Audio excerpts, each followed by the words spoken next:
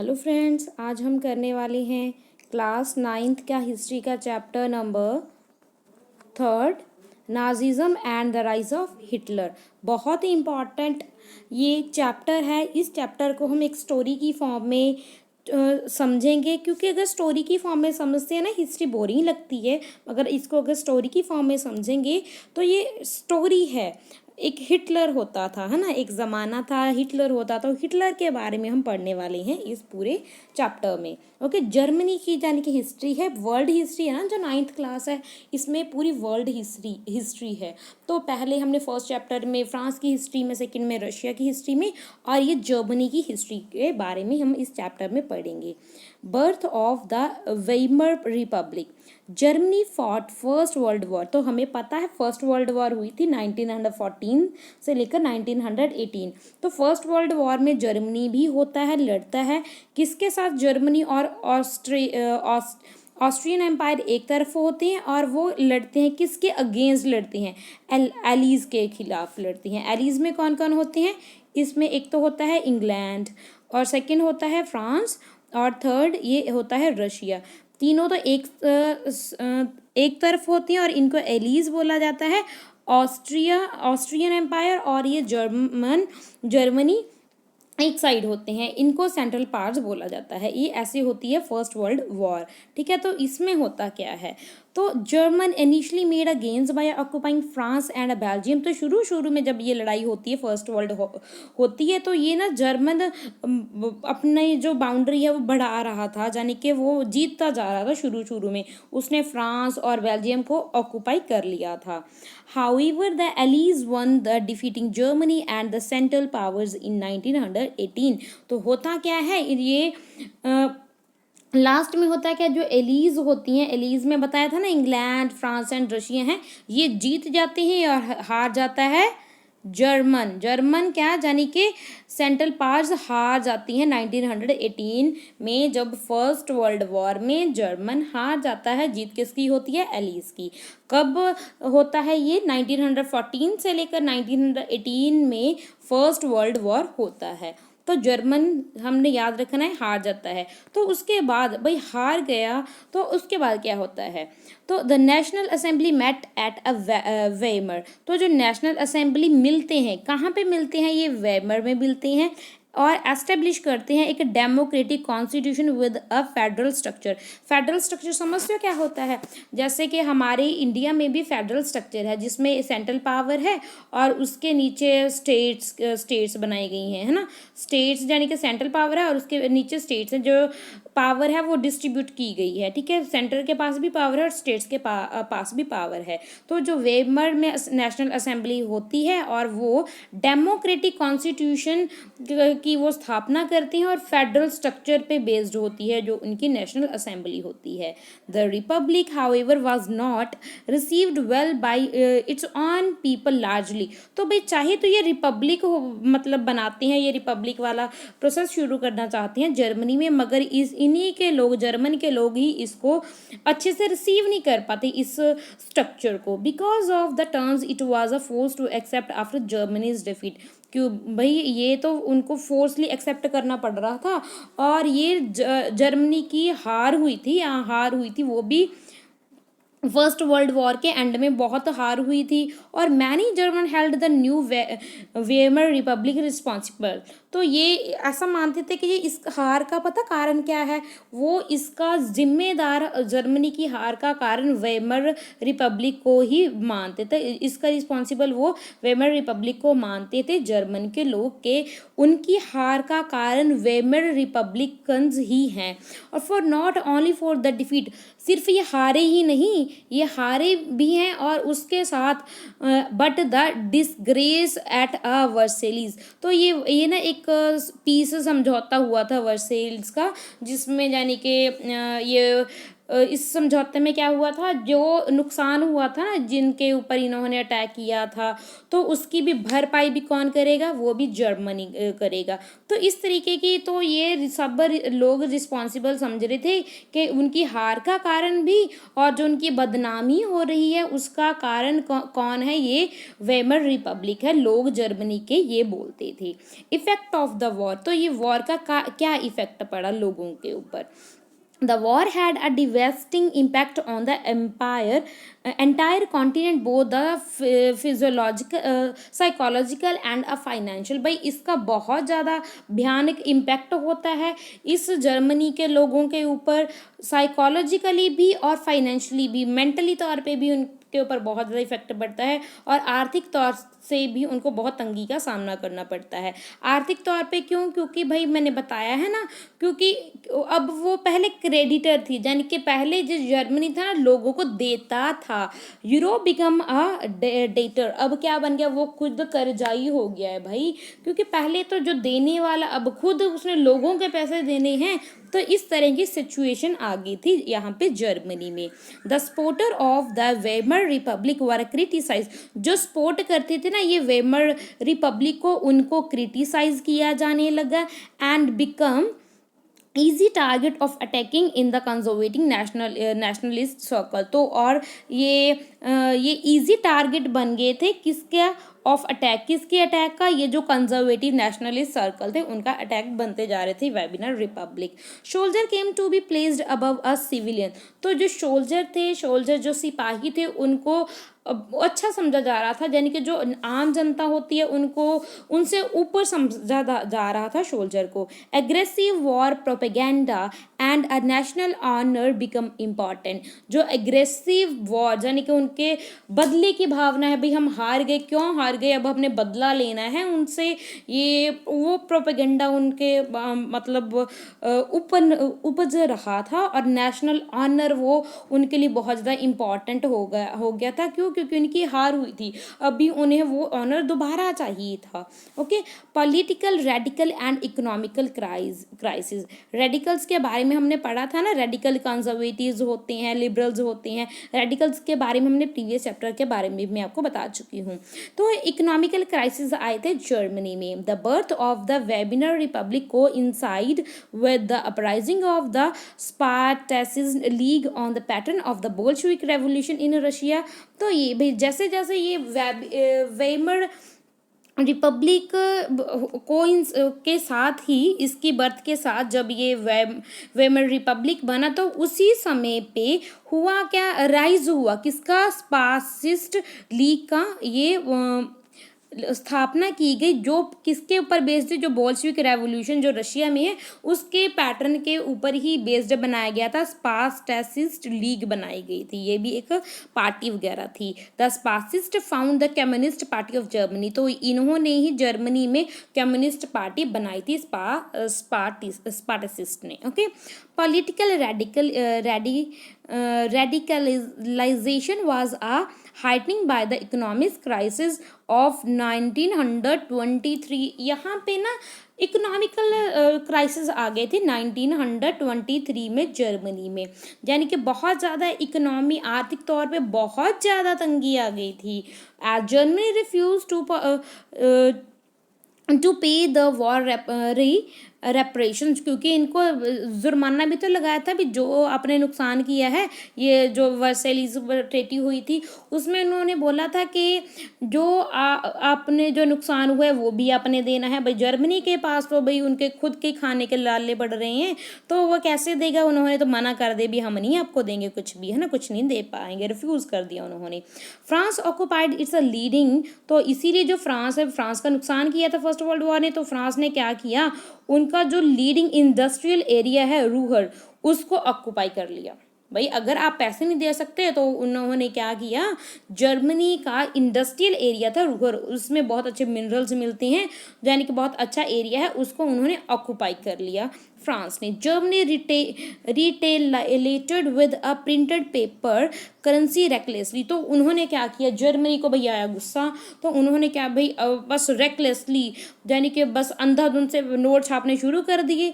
ऐसा नहीं होता कि हम जितने मर्जी नोट छापी जाएं और तो होगा क्या, ज़्यादा नोट छापेंगे तो हमारी जो करेंसी है उसकी वैल्यू कम हो जाएगी, है ना, उसकी वैल्यू करेंसी की कम हो जाएगी। तो उन्होंने अंधाधुंध बस क्या की, पेपर करेंसी प्रिंट करनी शुरू कर दी। The value of the mark, mark क्या है, जैसे कि हमारे रुपी है, जर्मनी में उस करेंसी का नेम था मार्क, वो उसकी जो कीमत है वो बिल्कुल डाउन चली जाती है। The price of the goods sold, जो गुड्स हैं, जो सामान है, उसकी जो प्राइस है वो आसमान छू रहे थे। यानी कि इवन ना, आपको देखोगे, अच्छे से पढ़ोगे, क्या होता है, जो ब्रेड है ना, ब्रेड, जो एक आपने लोफ ऑफ ब्रेड भी लेना है तो आपको बहुत ज़्यादा पैसे देने पड़ेंगे। जैसे कि आप रिक्शा भर भर के लेके जा रहे हो और इतनी बड़ी बड़ी कतार लग रही है, आप क्या है जी, आप तभी ले पाओ, इतने पैसे का एक सिर्फ ब्रेड मिलता था, खाना मिलता था। और लोग अपने आप को ना गर्म रखने के लिए, क्योंकि पैसे की कोई कीमत ही नहीं थी, लोग अपने आप को गर्म करने के लिए ना, जब ठंड ज़्यादा होती थी वो पैसे ही फुगलियाँ करते थे, ऐसा होता। यानी कि there was a hyper inflation, inflation मतलब होता है महंगाई, हाइपर इन्फ्लेशन हो गई थी जर्मनी में 1923 के टाइम ऑफ पीरियड में। हाइपर यानी कि एक्सट्रीम, बहुत महंगाई नहीं, बहुत ज़्यादा महंगाई हो गई थी। द ईयर ऑफ डिप्रेशन, तो ईयर ऑफ डिप्रेशन बोले जाते हैं इन ईयर को, 1924 से लेकर 1928 इन पीरियड को ईयर्स ऑफ डिप्रेशन बोला जाता है। सो सम आर स्टेबिलिटी, तो इन ये आया था इस तारीख, इस साल आया था ना इकोनॉमिकल डिप्रेशन। तो ये जो 1924 से लेकर 1928 तक का ये पीरियड है, इस पीरियड में थोड़ी सी, सिर्फ थोड़ी सी स्टेबिलिटी आती है, थोड़ी सी राहत मिलती है। Yet it was build on sand, जैसे कि राहत मिलती है, जैसे कि रेत का घर नहीं होता, रेत का घर भी कितना टाइम टिकता है, रेत का घर इतना टाइम नहीं टिकता, सेम बस इतना सा ही टाइम, थोड़ा सा जो इनको 2-4 साल ही राहत मिली। Germany was totally depended on the short term loan, तो जर्मनी डिपेंड हो गया था लोन के ऊपर, जो उसको दे रहा था, लोन कौन दे रहा था, USA, United states of America. The sport was the withdrawn with the crash, तो ये जो स्पोर्ट है ये भी कम हो गया with the crash in 1929 of the wall street exchange. तो ये वॉल स्ट्रीट एक्सचेंज में इसका भी जो ये विदड्रॉन हो गया, यानी कि ये बिल्कुल रुक गई थी, ठीक है, उन्होंने वहाँ से भी लोन वगैरह बंद हो गए थे इनको, है ना। German economy was hit badly, तो फिर भाई जर्मनी की जो इकोनॉमी को बहुत ज़्यादा धक्का लगता है।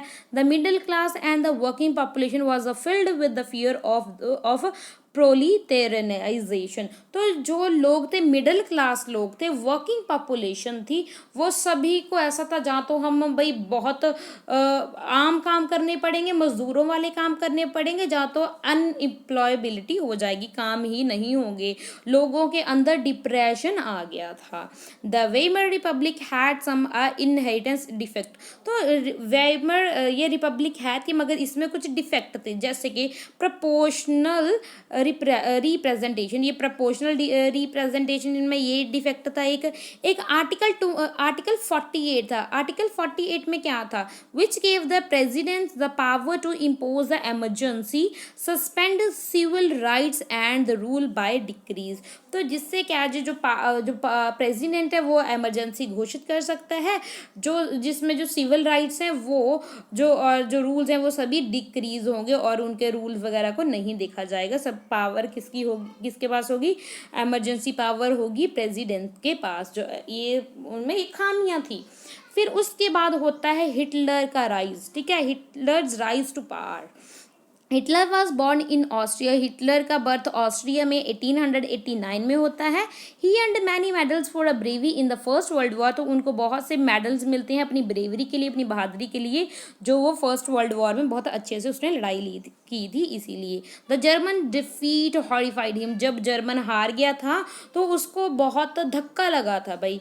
द ट्रेटी ऑफ अ वर्सेलीज, जो वर्सली की जो ट्रेटी हुई थी, संधि हुई थी, वो भी उसको बहुत डर लग रहा था इस ट्रेटी के वजह से।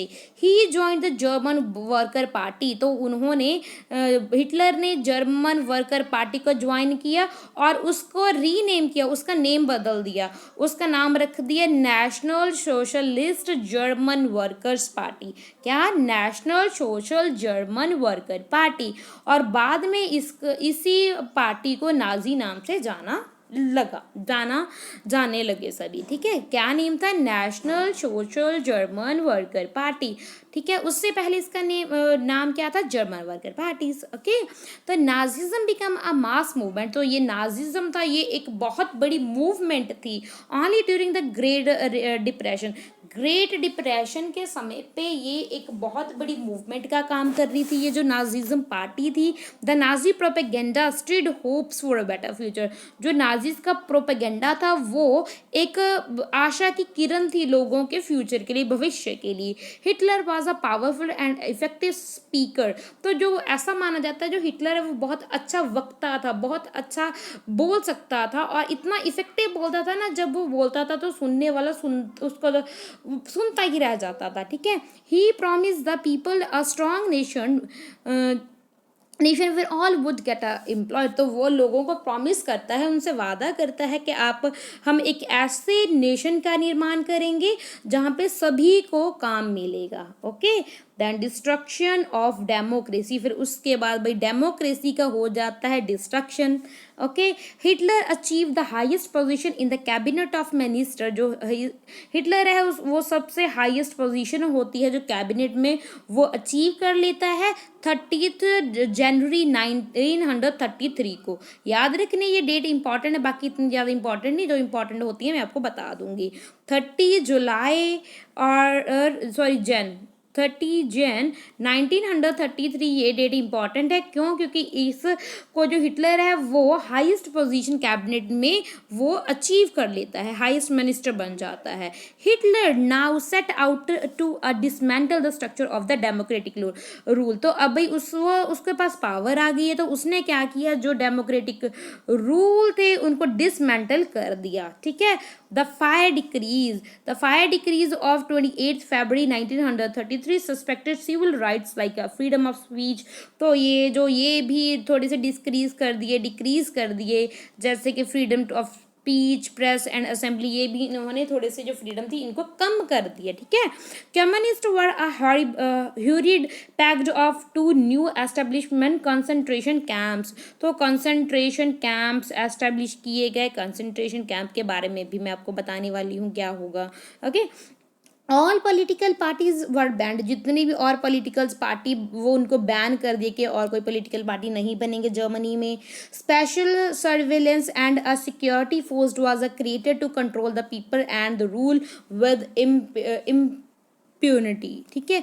तो अलग तरह से उन्होंने, ऐसा नहीं है भी सभी पुलिस एक तरह की होगी, उन्होंने स्पेशल सर्विलेंस के लिए, अच्छे से लोगों की निगरानी रखने के लिए और सिक्योरिटी के लिए अलग अलग फोर्स बनानी शुरू कर दी, जो क्या करेंगी, लोगों के ऊपर कंट्रोल करेंगी और अच्छे से रूल करने के लिए उन्हें अलग अलग तरह की पुलिस का निर्माण किया, अलग अलग, ठीक है। आगे है रिकंस्ट्रक्शन। एक इकोनॉमिस्ट थे, उनका नाम था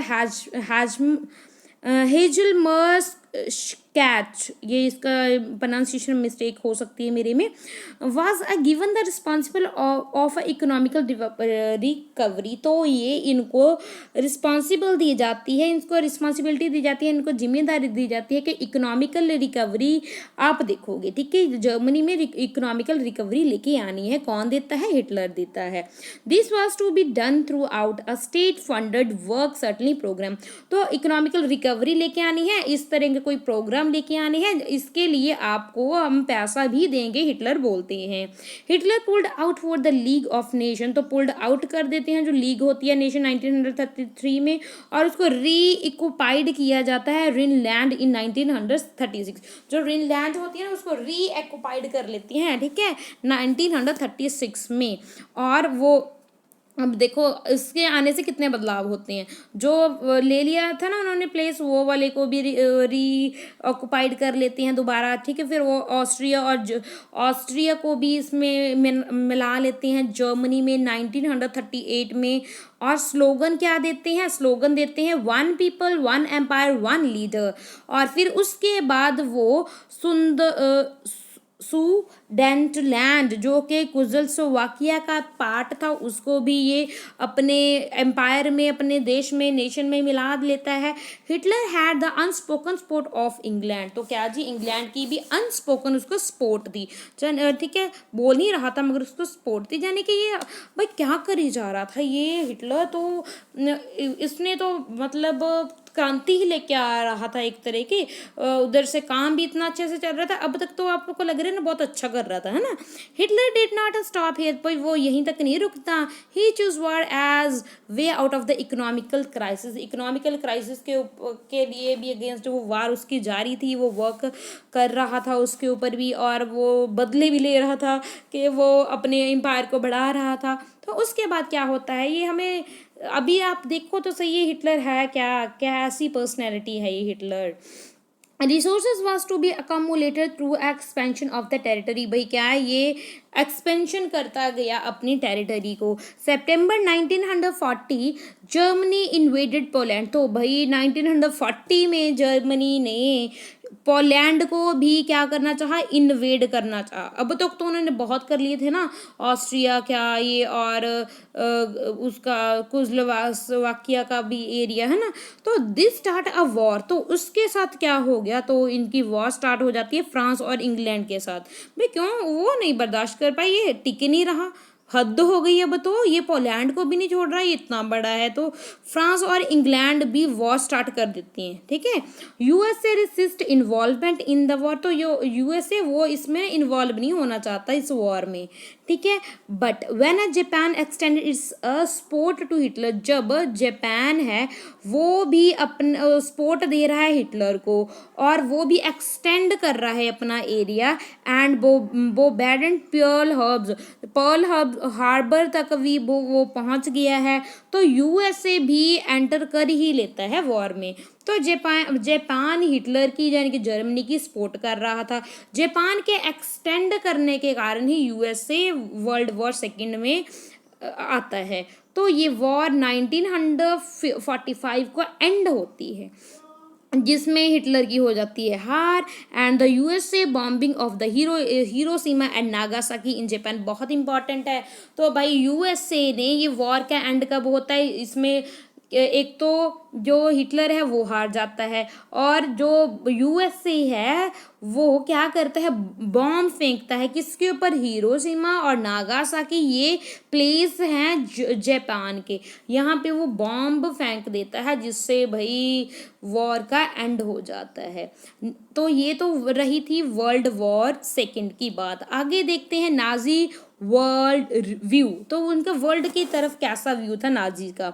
according to Nazi ideology there was no equality between people, तो नाजीज ऐसा समझते थे कि जो सभी ह्यूमन है ना, लोग हैं, वो सभी इक्वल नहीं कभी भी होते, बट ओनली रेशियल हायरार्कीज, तो नेशन एक रेशियल हायरार्की होती है, यानी कि हर एक अलग अलग नस्ल का होता है। The Nazis quickly began to implement their a dream of creating an exclusive racial community of pure German by a physical eliminating all those were are considered undesirable, तो उन्होंने एक मूवमेंट चलाई, तो उन्होंने एक इम्प्लीमेंट करना शुरू कर दिया, जिसके साथ वो क्या करेंगे, जो सिर्फ जर्मन है वही रहेंगे, और जो जर्मन नहीं है अनडिजायरेबल हैं, यानी कि जर्मन के बिना, जहाँ इस रेस के बिना कोई और रहता है तो उनका किया जाएगा खात्मा। They wanted to a society of pure and healthy Nordic Aryan, तो वो नाजीज क्या चाहते थे, वो एक सोसाइटी चाहते थे जिसमें सिर्फ हेल्दी और नॉर्डिक आर्यंस होंगे, हेल्दी नॉर्डिक आर्यंस होंगे। जूस, जिप्सीज, ब्लैक्स, जो जूस थे, जिप्सीज थे, ब्लैक थे, रशियन थे, पोल्स थे, और सर्टन जर्मन्स एंड एबनॉर्मल, तो कुछ जर्मन्स भी ऐसे थे, कुछ एबनॉर्मल जो फिजिकल तौर पे अनफिट हैं, तो उनको अनडिजायरेबल माना गया। भाई अनडिजायरेबल है, इनकी ज़रूरत नहीं है, तो अभी इनके साथ क्या किया जाएगा वो भी देखना आप। The other aspect of Hitler ideology related to the geopolitical concept of the Lebensraum और a living space. Okay, तो ये ना एक कॉन्सेप्ट भी देता था लिविंग स्पेस. लिविंग स्पेस क्या, जो अच्छी क्वालिटी के अच्छी रेस के लोग होते हैं ना, वो अपने कंडीशन के अकॉर्डिंग अपने आप को वो सेट कर लेते हैं, है ना, अपने आप को ठीक कर लेती हैं, है ना. मगर जो अच्छी क्वालिटी के नहीं लोग होते वो सर्वाइव नहीं कर सकते और उनको हक भी नहीं है कि वो सर्वाइव करें, जहाँ वो अनडिजायरेबल होती हैं. Jews were the worst suffered in the Nazi Germany. तो जो जूज होते हैं, जूस जानते हैं, यहूदी, जिनको हिंदी में यहूदी बोला जाता है ना, यहूदी होते हैं, उनको उनके साथ तो भाई जर्मन में बहुत ज़्यादा बुरा सलूक किया जाता था. Okay, Hitler believed in pseudo scientific theories of the race. तो ये सूडो गलत थेरीज ये अपना रहे थे, विच सेड, वो जिसमें उस थेरी में वो क्या बोलते थे, that the conversion was a no solution to the Jewish problem.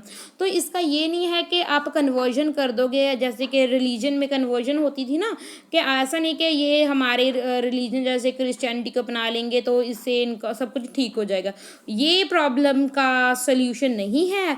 It was to be solved through their a total elimination. तो इसका सोल्यूशन पता क्या है उनके अकॉर्डिंग, नाजिज्म के अकॉर्डिंग, हिटलर के अकॉर्डिंग, कि इसका तो सोल्यूशन बस एक ही है कि बिल्कुल ही टोटल एलिमिनेशन, बिल्कुल ही ख़त्म कर दो, बदलाव नहीं, बिल्कुल खात्मा.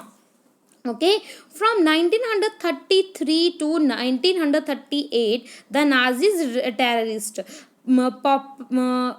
पेपराइज्ड एंड सेग्रेटेड द जूस. तो क्या करते हैं, डराया जाता है, धमकाया जाता है और इनको अलग कर दिया जाता है और कंपेल करके उनको धक्के से कंट्री से उनको बाहर निकाला जाता है इस टाइम ऑफ पीरियड में, 1933 से लेकर 1938 तक के पीरियड में. तो नेक्स्ट फेज में क्या किया जाता है, नेक्स्ट फेज होता है 1939 से लेकर 1945 का, aimed as concentrating them in a certain area. तो उसके बाद क्या था इनका कॉन्सेंट्रेशन सेकेंड फेज में, कि सभी को एक ही जगह पे सर्टन एरिया में इकट्ठा किया जाएगा. फिर उसके बाद उनको भाई जो ये जूस थे, सभी जूस वगैरह थे, इनको क्या इकट्ठा किया जाएगा और एक पर्टिकुलर प्लेस पे इनको मार दिया जाएगा. पता कैसे मार दिया जाएगा, गैस चैम्बर के जरिए. पोलैंड में इनको गैस चैम्बर के जरिए उड़ा दिया जाएगा. ओके, तो इस तरीके से नाजीज थे, हिटलर था. ठीक है, तो जाने के ये इसमें बंदे के रहम कोई नहीं था दिल में, है ना. The racial utopia, the racial utopia में क्या है, जो द जीनोसाइड जानते हो, जीन के बेस पे आप जो अच्छे उसका नहीं है, जीन का नहीं है, उसको मार देना, इस टाइप से आप समझ सकते हो. And war become a two sides of the same coin. तो वॉर थी, वो एक ही सिक्के के दो पहलू थे, ऐसे समझ सकते हो आप. Occupied Poland was a divider. जो ये ऑक्युपाइड कर लिया था ना इन्होंने पोलैंड को, इनके इसमें दो हिस्से कर दिए थे. Poles were a force to leave. जो पोल्स थे उनको फोर्स किया जाता कि आप अपने घरों को छोड़कर जाओ, और प्रॉपर्टी जो रह गई थी, property behind to be occupied by ethic Germans brought it from the occupied Europe. तो क्या जी, ये इनकी जो प्रॉपर्टी है, जो यूरोपियन है, जर्मनी है, वो ऑक्युपाई करेंगे जो ये पोल्स प्रॉपर्टी छोड़कर जाएंगे. Youth in Nazi Germany. Youth का क्या हाल था नाजी जर्मनी में, वो भी मैं बताती हूँ आपको.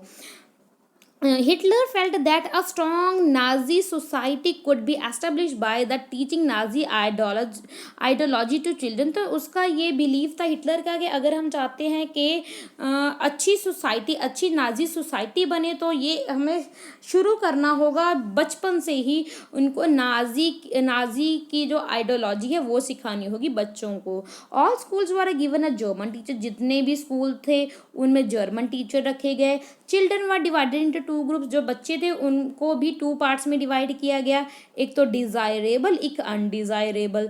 तो जो टेक्स्ट बुक थी, जो बुक्स थी, उनको दोबारा लिखा गया. फंक्शंस और इनको दोबारा लिखा गया, और जो फंक्शंस थे sport in the school were to nourish the spirit. तो जो फंक्शन थे स्कूल में उनको नरिश किया गया, the spirit of the violence and aggression. तो इस तरह का वो फंक्शन किया गया कि जिससे बच्चों में एग्रेशन, गुस्सा हो, वायलेंट बने, इस तरह के एक्टिविटीज़ करवाई जाती थी बच्चों को. 10-year-old हैड टू एंटर, जो बच्चे 10 साल से हैं उनको एक ग्रुप में एंटर होना पड़ता था जिसका नाम था यंग वोल्क। यंग वोल्क ग्रुप में ऐड होना पड़ता था जो बच्चे 10 साल से बड़े थे। एट 14 ऑल बॉयज ज्वाइन, जो 14 से बाद जितने भी बच्चे थे वो हिटलर यूथ को ज्वाइन करते थे। और फिर क्या 18 तक आते आते वो लेबर सर्विस में करने लग जाते थे। आगे आ जाता है नाजी कल्ट ऑफ मदरहुड। तो मदरहुड के बारे में इनका क्या इनका कल्ट था, नाजीज का क्या इनका पॉइंट ऑफ व्यू था। Women were told to be a good mothers, तो इन नाजीज बोलते थे जो मदर्स हैं वो गुड मदर्स होनी चाहिए और rear pure blooded Aryan children, और जो वुमेन्स हैं वो सिर्फ प्योर आर्यन बच्चों को ही पालेंगी, पाले पोसेंगी। They were encourage to produce many children, उनको एनकरेज किया जाता कि आप ज़्यादा से ज़्यादा बच्चे पैदा करें। और इवन उनको रिवॉर्ड भी दिया जाता था, पता, अगर आप 4 बच्चे पैदा करोगे मगर होने चाहिए आर्यंस, ये भी शर्त दी है ना, तो उनको ब्रॉन्ज, और 6 बच्चे पैदा करेगा उसको सिल्वर, और जो 8 और इससे ज़्यादा उसको गोल्ड मेडल दिया जाता था। भाई जर्मनी में ये सिस्टम भी चलाया था हिटलर ने, है ना। तो आगे है द आर्ट ऑफ द ये हो गया the art of the propaganda. The Nazi regime use languages and media with the care and often to a great effect. तो जो नाजी है ना वो इतने इफ़ेक्टिव तरीके से लैंग्वेज को यूज़ करते थे, इतनी आर्टफुल तरीके से यूज़ करते थे अपने जो भी वो काम करते थे, है ना। तो they used a film, picture, radio, posters etcetera to spread hatred for Jews. तो इन्होंने जो फिल्म्स थी और जो पोस्टर थे रेडियो में, इस तरीके से उन्होंने लोगों में फैलाना शुरू कर दिया जो ज्यूज़ हैं वो घटिया होते हैं, उनके प्रति नफरत भरनी शुरू कर दी। इवन ना ज्यूज़ भी अपने आप को नफरत करना शुरू कर दिया था इस तरीके से। जब बार बार एक ही चीज़ बोली जाएगी किसी को भी तो उनको भी ऐसा लगने लग जाता है कि हाँ सचमुच ही हम ऐसे ही होंगे, है ना। क्राइम्स अगेंस्ट ह्यूमैनिटी, भाई क्राइम हो रहा था किसके अगेंस्ट, इंसानियत के against. People saw the world through Nazis eyes and spoke that Nazis language. तो लोग नाजी की आँखों से ही देखते हैं और उसकी लैंग्वेज ही बोलते थे। At time even the Jew began to believe that Nazi stereotype about them.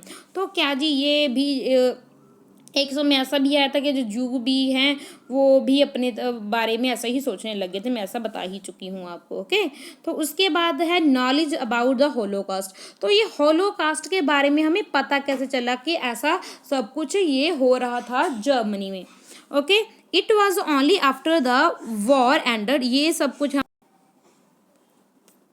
yes, knowledge about the Holocaust. It was only after the war ended that people came to know about what had happened. तो ये world war जो second थी जब वो ख़त्म होगी तो लोगों को पता चला ये हो क्या रहा था जर्मनी में। The Jew wanted to world to know, तो जो ज्यू चाहते थे कि सारी दुनिया जाने के उनके साथ क्या क्या हुआ है, उन्होंने क्या क्या सफ़र किया है, नाजीज कैसे उनको मारते थे। They just wanted to live even if they it was for few hours to tell the world about the Holocaust. वो सिर्फ ऐसा चाहते थे कि चाहे 1 घंटा ही हमें जीने का मिल जाए मगर हम दुनिया को बताना चाहते हैं कि नाजिस ने हमारे साथ कैसा बर्ताव किया। तो ये थी पूरी कहानी नाजिज्म और हिटलर की कहानी जो आपका चैप्टर नंबर 3 है हिस्ट्री का उसकी। तो ये चैप्टर बहुत इंपॉर्टेंट था, मैंने आपको अच्छे से समझाने की कोशिश की है। अगर हेल्पफुल लगा तो प्लीज़ लाइक बटन दबाइए। अगर कोई इम्प्रूवमेंट चाहते हो तो वो भी कमेंट सेक्शन में बताइए। Thank you and God bless.